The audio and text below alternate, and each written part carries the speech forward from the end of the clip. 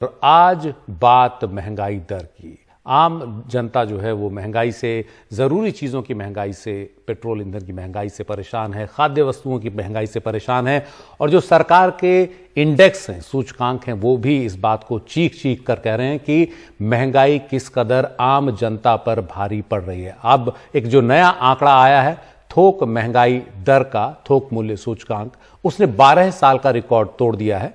नवंबर में थोक महंगाई दर 14.23% पर पहुंच गई है और 8 महीने से लगातार थोक मूल्य सूचकांक दहाई के अंकों पर है, यानी 10 और 10 से ऊपर है।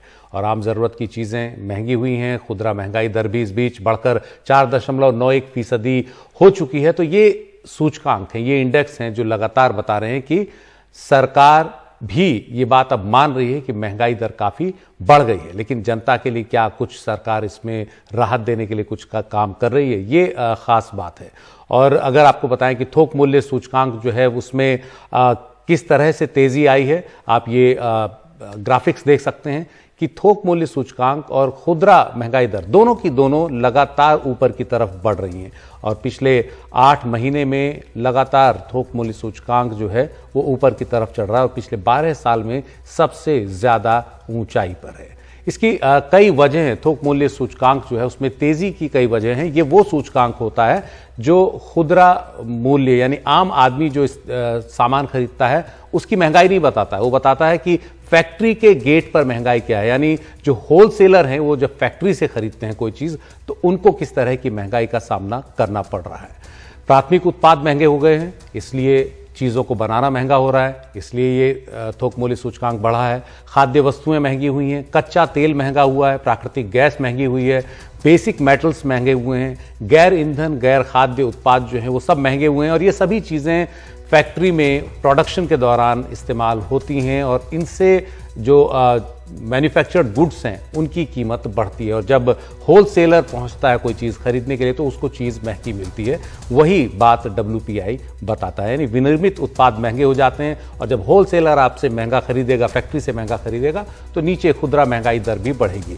और ये WPI बढ़ने का मतलब ये है कि आने वाले दिनों में खुदरा महंगाई दर भी और आगे बढ़ेगी। एक और वजह ये भी है कि डॉलर के मुकाबले रुपए की कीमत लगातार गिर रही है, इसलिए भी WPI जो है वो ऊपर चढ़ा है। और दूसरी एक खास बात यह है कि ठीक 1 साल पहले नवंबर 2020 में जो बेस था जिसके आधार पर इसको आंका गया है वो काफी कम था, 2.29% था WPI का। तो ये महंगाई आम जनता के लिए आफत बन गई है। आम जरूरत की सभी चीजें महंगी हो गई हैं।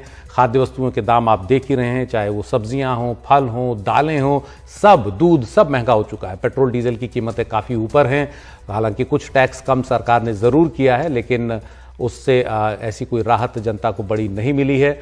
और WPI की अगर हम बात करें तो उसमें एक और ख़ास बात होती है कि टैक्स अगर आप कम करेंगे भी जो जनता के लिए, जो आम आदमी के लिए है, वो WPI में नहीं दिखेगा। यानी वहाँ जो बेसिक चीज़ें जिनके आधार पर कोई प्रोडक्शन होता है वो अगर महंगा है तो WPI आपका लगातार ऊपर जाएगा। और थोक मूल्य सूचकांक के साथ साथ खुदरा जो महंगाई दर है CPI, उपभोक्ता मूल्य सूचकांक, वो भी बढ़ा हुआ है।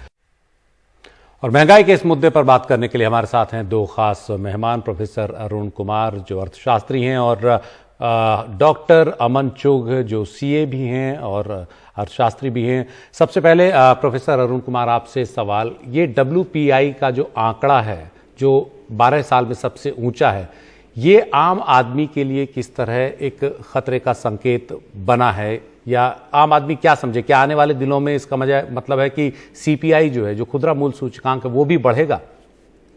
जी हाँ, जैसे कि आपने कहा कि ये जो खुदरा मूल्य हैं, क्योंकि जब आपका कॉस्ट बढ़ जाता है तो उससे फिर जब आपको जो चीज बेचनी है उसका भी दाम बढ़ाना पड़ता है, नहीं तो फिर आपकी कमाई कम हो जाती है।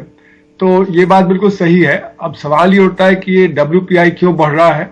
तो आपने जैसे बताया कि कुछ अंदरूनी कारण है, कुछ विदेशी कारण है कि विदेशों से चीजें ज्यादा महंगी आ रही हैं, रुपया कमजोर हो रहा है, और क्योंकि बाहर जो डिमांड बढ़ गई है तो इसलिए जो दाम भी बढ़े हैं। और सप्लाई बॉटलनेक बहुत है। सप्लाई बॉटलनेक का मतलब कि जैसे लॉकडाउन हुआ जगह जगह, तो उससे जो सप्लाईज आते थे उसमें जो अंतर आया है।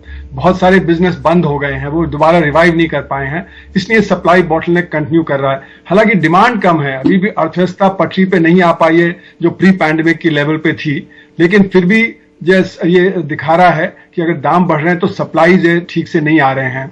तो जैसे कि हमने ऑटोमोबाइल सेक्टर में देखा, ऑटोमोबाइल सेक्टर में चिप्स की शॉर्टेज है, क्योंकि जो चिप जो प्रोड्यूसर्स हैं उनके पास डिमांड बहुत बढ़ गई है, ऑटोमेशन बहुत हुआ है इस दौरान, तरह तरह से आपने देखा कि चाहे वो मोबाइल फोन है बाकी और हैं, तो जो कार की चिप्स हैं उनमें शॉर्टेज आ गई है, तो इसलिए ऑटोमोबाइल सेक्टर का प्रोडक्शन कम हो गया है, वहां पे परेशानी आई। फिर ओपेक ने अपने दाम बढ़ा दिए, लेकिन जितना ओपेक ने दाम बढ़ाया उससे ज्यादा हमारे यहाँ टैक्स बढ़ गया। तो जब टैक्स बढ़ेगा एक बुनियादी वस्तु पे जो एनर्जी है, तो एनर्जी तो हर चीज में काम आती है, जैसे कि अभी आपने इंटरव्यू में दिखाया कि कोई गैस है, रसोई का गैस है, कोई अपना कार चलाता है, कोई टैक्सी चलाता है, कोई ट्रक ड्राइवर है, तो उनके भी दाम फिर बढ़ जाते हैं। तो कुल मिला के जो स्थिति है उसमें अंदरूनी कारण भी है और जो बाहर से आने वाला जो इन्फ्लेशन है वो भी कारण है, और सप्लाई बॉटलनेक बहुत एक इसमें बड़ा जो कारण है। और दूसरा है कि हमारे जो कॉर्पोरेट सेक्टर हैं उनकी प्राइसिंग पावर बढ़ गई है, तो देखिए उनका प्रॉफिट बहुत ज्यादा बढ़ गया। हालांकि इंटरेस्ट कॉस्ट उनका कम हो गया है, लेकिन उन्होंने दाम जो कम नहीं किया, उन्होंने दाम बढ़ा लिया, अब उनका प्रॉफिट 22-24% जो है एवरेज में बढ़ रहा है। तो कॉर्पोरेट सेक्टर का प्राइसिंग पावर भी इसमें एक वजह है जिससे कि जो दाम बढ़ रहे हैं, न कि जो दाम जब डिमांड कम है तो दाम तो कम होने चाहिए थे। तो ये अंदरूनी और बाहर के कारण है, और जैसे आपने बताया उसका असर ये भी है, शिक्षा पे बहुत बड़ा असर पड़ा। जो गरीब आदमी है उसने अपने बच्चे को प्राइवेट स्कूल से निकाल के सरकारी स्कूल में डाल दिया, या जब उसको ज्यादा परेशानी हुई तो उसने बिल्कुल स्कूल से ही निकाल लिया। फिर जब मेडिकल का खर्चा बहुत बढ़ गया है, अब ये सब तो हमारे जो खुदरा उसमें आते ही नहीं है, सीपीआई में है ना, होलसेल प्राइस इंडेक्स में भी ये सब नहीं आता है। तो ये एक्चुअल में इन्फ्लेशन और ज्यादा तेज है। जो हमारा जो इन्फ्लेशन का आंकड़ा है वो इस समय ये सब एजुकेशन, हेल्थ और जो सर्विसेज हैं इसमें नहीं दिखा रहा है। यहाँ पे जैसे कि टेलीकॉम सर्विसेज हैं उनके दाम बढ़ गए हैं, तो वो इसमें नहीं आएगा। तो इस तरह से जो इन्फ्लेशन का रेट है वो कहीं ज्यादा है, जो दिखा रहे हैं उससे ज्यादा है। जी डॉक्टर अमन चुघ, अब इसके बाद सरकार को क्या करना चाहिए? सरकार के पास क्या बचता है उपाय ताकि वो जनता को राहत दे सके? तमाम पाबंदियां हैं चारों तरफ से, सप्लाई साइड से भी काफ़ी ज़्यादा दिक्कत है। अब सरकार क्या करे? जैसे कि डॉक्टर अरुण कुमार ने बताया कि कंपनियों ने इसमें कोई लोड नहीं लिया, उनका इंटरेस्ट पार्ट कम हुआ है और उधर उन्होंने अपने प्राइस बढ़ा के रखे हैं, यानी संकट में भी उन्होंने कोई बहुत दरियादिली दिखाने की कोशिश नहीं की और सारा बोझ आम आदमी पर पड़ा। सरकार को क्या करना चाहिए इसमें? सुशील जी नमस्कार है। सबसे पहले तो ये बात बिल्कुल सही है कि कोर सीपीआई यानी कि जो कोर सीपीआई एक्सक्लूडिंग जो food and beverages and fuel है वो भी बढ़ रहा है, एंड दैट प्रूव्स कि जो मैन्युफैक्चरर्स हैं वो कहीं ना कहीं इन्फ्लेशन पास ऑन कर रहे हैं अल्टीमेटली कंज्यूमर को। बट अगर हम सीपीआई को और थोड़ा डेप्थ में देखें, डिटेल में, वहां पे फूड एंड वेजिटेबल प्राइसेस जितना एक्सपेक्टेशन था उतना नहीं बढ़ा। हालांकि जो major contributor to core CPI या सीपीआई रहा वो majorly because of personal effect items वो बढ़ गई 6.9% से अंदाजन। फिर उसके बाद जो एंटरटेनमेंट इंडस्ट्री है वो 6.7% से बढ़ गई। फिर उसके बाद जो हाउस होल्ड आइटम्स हैं वो बढ़ गई, यानी कि एकदम से जो रीओपनिंग का जो प्रेशर आया, जैसे टॉयलेटरीज है या हाउस होल्ड आइटम्स हैं या पर्सनल केयर आइटम्स हैं वगैरह वगैरह, उसके कारण एकदम से इन्फ्लेशन पंप अप हुआ। डेफिनेटली वो जो इन्फ्लेशन पंप अप हुआ उसमें अब आरबीआई सबसे पहले अपनी मॉनेटरी पॉलिसी में एक कंट्रोल टच पॉइंट ला सकता था, बट आरबीआई चोज, क्योंकि शक्तिकांता दास साहब ने भी कहा कि हमें पहले ग्रोथ को सस्टेनेबल बनाना है, और उन्होंने ये मेंशन भी किया कि ग्रोथ अपने आप में इंडिपेंडेंट नहीं हो रही अभी, तो वो इंडिपेंडेंट जब तक नहीं होगी तब तक हम अकोमोडेटिव पॉलिसी के साथ रिवर्स रेपो रेट को नहीं बढ़ाएंगे। बट ऑब्वियस है पहले रिवर्स रेपो रेट बढ़ाएंगे तभी रेपो रेट बढ़ाने की बात होगी। यानी कि गवर्नमेंट और आरबीआई मेरे को लगता है कि इस टाइम पे तीन मेन कारण के कारण बंधे हुए हैं। पहला मेन कारण यह है कि ओवरऑल, जैसे अरुण जी ने भी बताया, कि सप्लाई चेन डिसरप्शन ग्लोबली है। हम कई जगह से जो इंपोर्ट कर रहे हैं और ओमिक्रॉन वायरस के कारण जहां जहां उन कंट्री से हम इंपोर्ट कर रहे हैं, जैसे मलेशिया से अगर पाम ऑयल है या कई और कंट्री से, वो सप्लाई चेन डिसरप्ट करके हमें वो चीजें महंगी करता है। दूसरा मेजर कारण है ये जो पूरा इन्फ्लेशनरी ट्रेंड का, वो कहीं ना कहीं मेरे को लगता है कि पॉलिटिकल नोटोरियस एक्टिविटीज भी हो रही है कहीं ना कहीं, कि सप्लाई चेन एक्टिविटी जो हाई ग्रोथ नेशंस थे उनको डिसरप्ट करने के लिए। जैसे just as an example, Russia natural gas की सप्लाई नहीं कर रहा, नॉर्थ स्ट्रीम की हामी भरवाने के लिए यूरोप के साथ। ब्राजील के अंदर पंगा हो रहा है, ब्राजील इसलिए लगातार 2% से 9.25% इंटरेस्ट बढ़ा चुका है। तो ऐसा कहीं ना कहीं इंडिया के ऊपर भी दिख रहा है, जो कि पॉलिटिकली लिंकेज दिख सकता है। बट यहां पे जो गवर्नमेंट एंड आरबीआई, उनका एक स्टैंड यहां पे ये मजबूत है कि अभी हम ग्रोथ के ऊपर रखेंगे, बिकॉज रियल जीडीपी ग्रोथ अभी भी 9.5% एक्सपेक्टेड है। तो जब तक हमारी जीडीपी की ग्रोथ महंगाई की ग्रोथ से ज्यादा है, ज्यादा tension overall as an economy के लिए नहीं है। बट डेफिनेटली जो मैन्युफैक्चरर्स पास ऑन कर रहे हैं, जो लोअर इनकम ग्रुप हैं, उसके लिए मेरे को लगता है कि कहीं ना कहीं स्ट्रक्चरल रिफॉर्म्स होने चाहिए, फिस्कल रिफॉर्म्स होने चाहिए, रादर देन सिर्फ आरबीआई के हाथ से मॉनेटरी पॉलिसी रिफॉर्म्स के कारण वो गरीब आदमी का जो स्ट्रक्चरल माइंडसेट, स्ट्रक्चरल जो चेंज है वो तब तक नहीं हो पाएगा। जी प्रोफेसर अरुण कुमार, ये जो बात एक कही जा रही है कि विकास देश का होगा, जीडीपी बढ़ेगी तो महंगाई भी साथ साथ बढ़ेगी, ये जो पैराडॉक्स है, ये जो विरोधाभास है, सरकार अपना रिपोर्ट कार्ड तो अच्छा कर देगी लेकिन आम आदमी के लिए जो स्थितियां हैं वो खराब हो जाएंगी। क्या ऐसा नहीं हो सकता कि देश की जीडीपी बढ़े लेकिन आदमी को भी राहत मिले? देखिए, ये बिल्कुल संभव है, और ये कहना कि आरबीआई ने लिक्विडिटी बहुत रिलीज किया है, उसकी वजह से ये जो बढ़े हैं दाम, ये बात सही नहीं है। क्योंकि अभी भी जो हमारा जीडीपी है वो प्री पैंडेमिक लेवल तक ही पहुंचा है ऑफिशियली, और अगर हम असंगठित क्षेत्र को जोड़ लें तो अभी भी प्री पैंडेमिक लेवल से कम है, क्योंकि असंगठित क्षेत्र तो गिरावट पे ही है। वो तो वहां पे नौकरियां भी कम हो गई हैं, आमदनी भी कम हो गई है। तो इसलिए जो आरबीआई का लिक्विडिटी रिलीज है उसकी वजह से हमारा इन्फ्लेशन नहीं है। जो इन्फ्लेशन है वो उसके पीछे हमारा टैक्सेशन है, इनडायरेक्ट टैक्सेस हमने बढ़ाए हैं। जैसे कि पेट्रोलियम गुड्स पे हमने टैक्स बढ़ा दिया, तो एनर्जी जब दाम बढ़ेगा तो सब चीजों के दाम बढ़ जाएंगे, तो आपके जो इंटरव्यू में दिख रहा था। फिर हमने कस्टम्स ड्यूटी बढ़ा दी है, तो जो इंपोर्टेड गुड्स हैं उनके दाम भी बढ़ जाते हैं जब हम कस्टम्स ड्यूटी बढ़ाते हैं। फिर जो हमारा रुपया है, अब इस समय देश के पास $650 बिलियन के रिजर्व्स हैं, तो हम रुपए को क्यों बढ़ने दे रहे हैं, रुपए को क्यों गिरावट पे आ रहा है, उसको हम जो है स्टेबल रखें जिससे कि दाम अंदर ना बढ़े। तो सरकार अगर चाहे तो पॉलिसी लेवल पे कई चीजें कर सकती है, इनडायरेक्ट टैक्सेस को कम कर सकती है, और जो फॉरेन एक्सचेंज का इस्तेमाल करके जो हमारा जो डॉलर और रुपये का जो पैरिटी है उसको जो करके, और फिर बाकी और जैसे कि जो हमारा कॉर्पोरेट सेक्टर है जो इस समय दाम बढ़ा रहा है, कहीं वो जो मतलब फायदा उठा रहा है उसका, तो वहां पे जो कुछ अंकुश लग सकता है। तो सरकार अगर चाहे तो कई चीजें कर सकती है जिसकी वजह से कि जो ये दामों में जो बढ़ोतरी हो रही है उस पर काबू लिया जा सकता है। जी डॉक्टर अमन चुग, सरकार काफी कुछ कर रही है, क्यों नहीं कर रही है सरकार, वो सारे कदम क्यों नहीं उठा रही? किस बात का इंतजार है सरकार को? अब तो चुनाव भी आने वाले हैं, दिखाने के लिए सही कुछ और राहत बढ़ाए सरकार। देखिए, सबसे पहले तो ये समझना जरूरी है कि जो रुपी डेप्रिशिएट हुआ है, रियल इफेक्टिव एक्सचेंज रेट के तहत रुपी अभी भी depreciate as against other peer currency ज्यादा नहीं हुआ है। रुपी की डेप्रिसिएशन जो रेंज है वो अभी भी वही 74-76 की रेंज है, जहां पे आरबीआई इंटरवीन करता है 76 के ऊपर।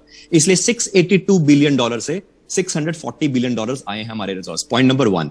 पॉइंट नंबर 2, इनडायरेक्ट टैक्सेशन अगर नहीं बढ़ाएंगे या टैक्सेबिलिटी अगर नहीं बढ़ाएंगे तो हमारा जो बजट है जिसमें 15 लाख करोड़ का फिस्कल डेफिसिट है इस साल का, हम उसको कैसे मैनिपुलेट कर पाएंगे? इसलिए मैंने जिक्र किया कि अल्टीमेटली इसका जो समाधान है वो स्ट्रक्चरल रिफॉर्म है। एंड वो स्ट्रक्चरल रिफॉर्म में जो टेम्पररी हम कहते हैं इनडायरेक्ट टैक्सेस को घटा दो, जीएसटी के रेट को घटा दो वगैरह वगैरह, तो मुझे लगता है कि हमें जैसे as an example structural reform के तहत कई लोगों को जो एम्बिट में लेके आया जाएगा या आया गया है, वो एक तरह से सरकार का कदम है, क्योंकि सरकार को भी समझ आता है कि 2014 से पहले majorly economy consumption driven economy थी। जितना बना रहे थे उतना कंज्यूम कर रहे थे, एंड अल्टीमेटली हम एक तरह से धीरे धीरे करके चल रहे थे। एंड आप 2004 से लेके 2010 का डाटा देखिए, टोटल एम्प्लॉयबिलिटी सिर्फ 2.7 मिलियन थी एंड जीडीपी ग्रोथ 9.5% थी, मगर सीपीआई हम रिकॉर्ड नहीं करते थे क्योंकि सीपीआई को हम फॉलो नहीं करते थे। 2014 के बाद हमने सीपीआई को फॉलो किया एंड उस टाइम पे भी डब्ल्यूपीआई 14-15% के करीब थी। एंड अगर हम रियल टर्म्स में अगर डब्ल्यूपीआई की बात करें, ऑन रिकॉर्ड देखें 7% थी, मगर रियल टर्म्स में देखें तो डब्ल्यूपीआई उस जमाने में 14-15% थी, क्योंकि अल्टीमेटली सीपीआई का रिकॉर्ड नहीं था ना।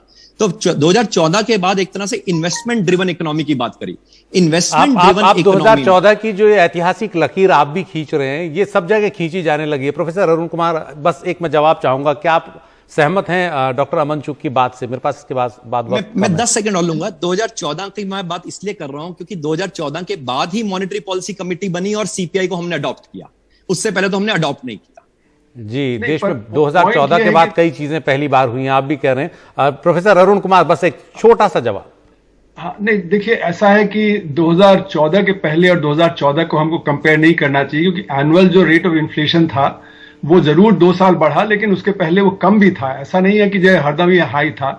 दूसरी बात ये कि इन्वेस्टमेंट है वो पीक किया था 2012-13 में 36.5% पे, और उसके बाद गिर गया इन्वेस्टमेंट। और यही कि आप देखें तो हमने पिछले 8 क्वार्टर, मतलब ये रेट ऑफ ग्रोथ गिरता रहा। प्री पैंडेमिक में 8% से 3.1% पे आ गया था। और तीसरी बात यह कि जो ईज ऑफ डूइंग बिजनेस की बात है, तो करीब अभी जैसे आंकड़े दिए गए कि 23,000 जो सुपर रिच लोग थे उन्होंने देश छोड़ दिया, क्योंकि यहाँ पे ईज ऑफ डूइंग बिजनेस बिगड़ गया है। और दूसरी बात यह कि कितने सारे लोग, अभी जो आंकड़े आए कि 8 लाख लोगों ने देश को छोड़ दिया है, वो बाहर चले गए हैं। तो कुल मिला के मुझे लगता है कि हमको इस सब में नहीं पड़ना चाहिए। हमको ये देखना चाहिए कि आज की स्थिति जो लॉकडाउन और पैंडेमिक है उसमें हम क्या कर सकते हैं, पहले क्या हुआ और आज हम उसको कंपेयर करें, उससे जो कुछ बनता बिगड़ता जी बिल्कुल बिल्कुल। जो आज हमारे सामने चुनौती है हम उसका सामना पहले करें, पीछे बहुत जाने के बजाय।